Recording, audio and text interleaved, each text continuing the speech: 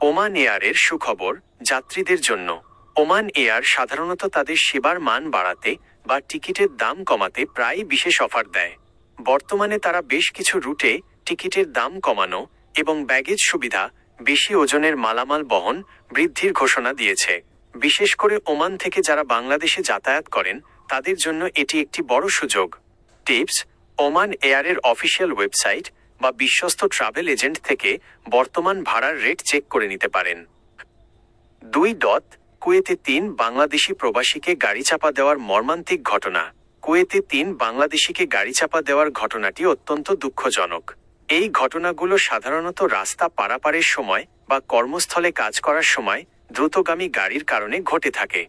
এই ঘটনায় যা জানা গেছে, দুর্ঘটনা কুয়েতি নাগরিকের দ্রুতগামী গাড়ি নিয়ন্ত্রণ হারিয়ে ওই 3 বাংলাদেশিকে চাপা দেয়। তদন্ত: কুয়েত পুলিশ সাধারণত এসব ক্ষেত্রে গাড়ি চালককে আটক করে এবং ঘটনার তদন্ত শুরু করে। আইনি ব্যবস্থা: মৃত বা আহতদের পরিবার যেন কুয়েত সরকার এবং সংশ্লিষ্ট কোম্পানি থেকে যথাযথ ক্ষতিপূরণ, ব্লাড মানি পায়, সে বিষয়ে বাংলাদেশ দূতাবাসের হস্তক্ষেপ অত্যন্ত জরুরি। আপনার কি করণীয় যদি আপনি পরিচিত হন? দূতাবাসে যোগাযোগ: এই 3 বাংলাদেশির পরিচয় নিশ্চিত করে দ্রুত কুয়েতে অবস্থিত বাংলাদেশ দূতাবাসে যোগাযোগ করা উচিত। 2. কাগজপত্র সংগ্রহ: আহত বা নিহতদের পাসপোর্ট এবং অন্যান্য তথ্য সংগ্রহে রাখা প্রয়োজন যেন আইনি প্রক্রিয়া দ্রুত সম্পন্ন হয়।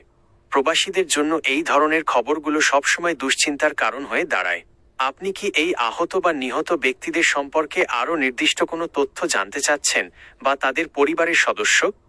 আমি কি আপনাকে কুয়েত বা ওমান দূতাবাসের কোনো কন্টাক্ট নম্বর বা ক্ষতিপূরণের আবেদন প্রক্রিয়া সম্পর্কে তথ্য দিয়ে সাহায্য করতে পারি?